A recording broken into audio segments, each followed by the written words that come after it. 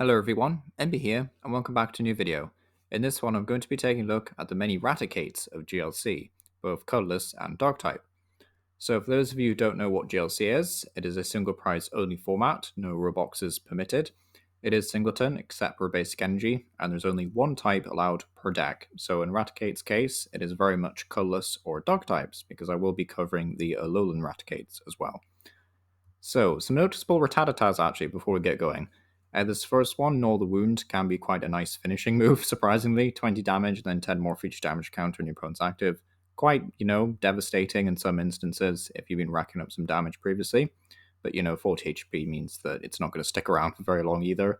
And to be fair, all of these have 40 HP that I'm recommending, but, it's a very fragile evolution line, really. Most of these guys only have 6 HP anyway, the stage ones. But yeah, Alolan Rattata for 0 energy has the attack Gnaw, which can do 20 damage, which is quite nice, and then has no retreat. So you can sit there and do 20 damage if you want to, but again, you probably just want to retreat, frankly, and escape the active spot because your opponent will probably be able to carry you.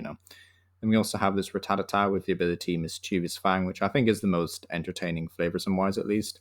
When you play this Pokemon from your hand onto your bench, you may discard all Pokemon to cards attached to your opponent's active, which, I think is actually quite a nice, handy ability to have. So yeah, pretty solid overall. But yeah, the first Raticate we can take a look at here is kind of interesting, actually. Super Fang for 3 colors. It says put damage counters on the defending Pokemon until its remaining HP is 10, which of course is a 1-hit KO move if you combine it with Poison. But sadly, colorless Pokemon are just not really known for inflicting special conditions. So yeah, it's a bit of a weird hamster to rank because this kind of attack would obviously be great for stuff like grass and dark types. But yeah, colorless Pokemon not really known for inflicting poison and burn actually are the main damage ones. But you can use stuff like Koga's Trap, you can use stuff like Laser. But at the end of the day, it's a bit of a weird card to rank because again, there's just not very many ways of actually inflicting the damage counters. Now, you could have then used like a spread attacker, so you can try and like super fang multiple Pokemon and then get like a multiple prize turn if you really wanted to. But aside from that, it's a lot of energy on a 60 HP Pokemon in a format where Pokemon are always going to give up one prize. So, just something to bear in mind, although it's a very fun card at the end of the day. Then we have a one from, I think that's Plasma Freeze. And this plasma guy is, well, he's actually pretty decent. Like transfer junk, allowing you to retrieve a plasma Pokemon, plasma trainer card, and a plasma energy from your discard pile is quite nice and has free retreat. So there is this like pseudo, well, not really control, but kind of control plasma deck that you can make from this to recycle things like lasers and Colorless Machine, which can ramp energy actually, which is quite good.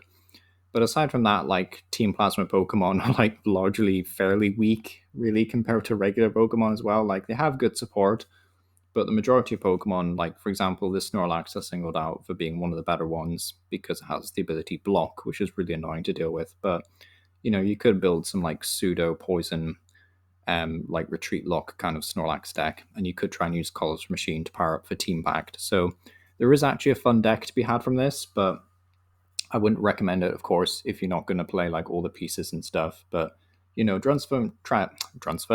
transfer. What is that word? Transfer junk. The one I'm meant to say is like not a bad attack at the end of the day. I do think it's actually a pretty solid move. So yeah, pretty cool Raticate.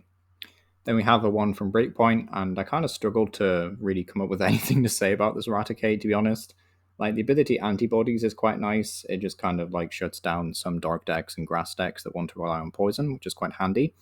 And the attack Dirty Shock inflicts poison, which is a bit ironic because earlier we mentioned there wasn't really any colors Pokemon to inflict poison, and here we have another Raticate. So sadly, it is singleton. You won't be able to play both of these in the same deck, which is a shame. But yeah, Dirty Shock just inflicts poison, and you get to discard all 2 cards, which on itself I think is a wee bit too niche. If you're building your deck around poison as a colorless GLC deck, then maybe this would be pretty good. But aside from that, I think this is honestly just a wee bit too niche. It was printed because it has good synergy with the Raticate Break, I believe, that came out at the same time. But, obviously in GLC, breaks aren't legal, which is, again, a bit of a shame for GLC. But, yeah, antibodies and Dirty Shock, so it's all right. It's kind of a bad Raticate, really, in the GLC. But, yeah, I don't think it's terrible, though. Then we have a Raticate from XY Evolutions, probably my favorite Raticate, and I said this in the Mew video, I'm like a shameless Evolutions fan. I just love that set for the old school artwork. But yeah, only 60 HP and 2 really interesting attacks. Crunch for 1 colorless energy does 10 damage, and you get to discard energy attached to your opponent's active Pokemon. Quite nice. And then Shadowy Bite is a really niche move, but it does 60 for each special energy in your opponent's discard pile. So you can get the energy in there with stuff like Enhanced Hammers. But the thing is, not every deck is going to run special energy. And then at that point, this guy is just in your deck to do crunch, which is obviously a bit subpar against, all these decks that have access to Excalibur and Porygon and all the rest of it. Well, Porygon's not a terrible matchup because you'd be discarding the special energy to then use Shadowy Bite, hopefully. But, aside from that, even if you got like 2 special energy, you would only be doing like, what, 120? It's it's a bit unimpressive realistically, but I do think it's a fun Raticate, and it's got a lot of flavor to it, so pretty cool. Then we have a one from Sun and Moon base set, which is surprisingly enough a really good control card. The attack Evil Orders for 2 colors. So search your deck for a number of cards up to the number of your benched Pokemon. So if you have a full bench of 5, you can search your deck for 5 cards. Lovely. If you happen to have a Skyfield Stadium in play and you get your bench up to 8 Pokemon, then you can find 8 cards from your deck. So can be kind of crazy actually as a control piece. But yeah, Endeavor for a dark double colors does 60, you flip 2 coins, you do 30 more for each heads, it's whatever, but Evil Orders, definitely a pretty solid attack, I would say. Then we have another Alolan Raticate, this time from Burning Shadows, and this is actually the Raticate that I run in GLC. Has the attack Enhanced Fang for no energy, does 10 damage, and then if it has a tool card attached to it, it does 50 more. So there is some synergy with things like Muscle Band or Dumbbells if you want more HP or more damage respectively. But one of the new combos is actually through Binding Mochi and Brute Bonnet. So basically you just stick a capsule on Brute Bonnet, you poison both active Pokemon, and then you put a Mochi on Raticate, and all of a sudden you can do 100 damage, not including the 10 from poison, for 0 energy. So yeah, it's pretty solid damage really. I know it's a lot of setup, but if you're playing a deck that's playing other stuff like Sableye with Unseen Claw and such, you're building around this kind of strategy, then honestly I think it's really solid damage for no energy. So yeah, we're a very solid Raticate, would recommend. Then we have a one from Unbroken Bonds, and this one is just kind of annoying. I'm like in 2 minds to recommend this one just because it kind of promotes annoying decks. But yeah, for 2 colorless, Escaping Incisors does 70, and if your opponent's active as an evolution, you can switch it with one of your benched. So, the Snorlax, the Retreat Locks, or like Slacking, which can just turn off all abilities. And then, of course, you do have to get those Pokemon out of the active spot, but leave that up to you and how you go about that. But still, can be a very annoying Raticate to play against. It is very much a hit and run style deck if you're going to build around this Raticate, but could be quite fun. Then we have a Raticate from Pokemon Go, which has the attack Chase Up, allows you to search your deck for a card, which is definitely a lot weaker than the one we looked at earlier, that for 2 colors was basically just finding as much as you wanted, really. And then Super Fang for 3 colors is the same attack as the first Raticate we looked at. So similar strategy. It's a lot easier with dark types though, because you've got stuff like Garbodor to inflict poison if there's a stadium in play. You've got Brute Bonnet, as we mentioned earlier, to inflict poison.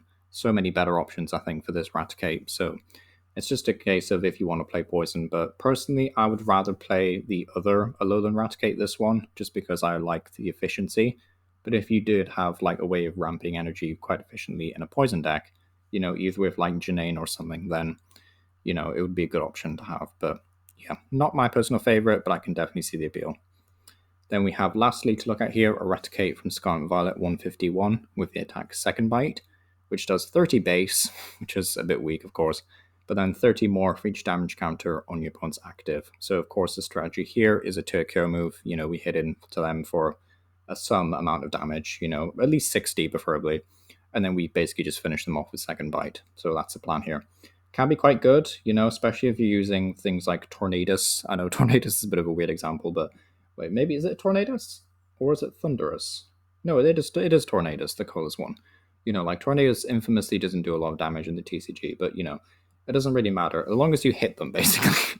As long as you do some damage, and then you can Second Bite. What's another one, actually? I think there's like a Farfetch that does 50 Vaughn colorless.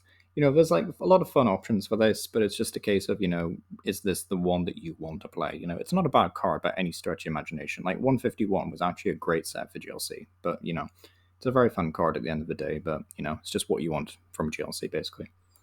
But yeah, thanks for watching. I do a new set review for GLC with each new release, so subscribe if you're interested in being updated. This is now, of course, a series of stay, so let me know which Pokemon you'd like to see in the future. I'm hoping to do most of the Pokédex. Will I finish the Pokédex? Maybe not, but I'll try. There is a list, we're getting through them, and a playlist has been made, although I'm very close to finishing that list, so of course do suggest things. And if you want to dive into the competitive side, Omnipoke and the format creator, Tricky Gym, have both done fantastic videos and guides for each type. I'm not actually sure if Tricky Gym has actually done guides for each of the types, but I know Omnipoke has, so that's something. Maybe a minor correction from all the other videos I've done, but yeah, thank you for watching. Let me know what you think about Raticate down below. Will you be adding it to your GLC deck? And yeah, thank you for watching.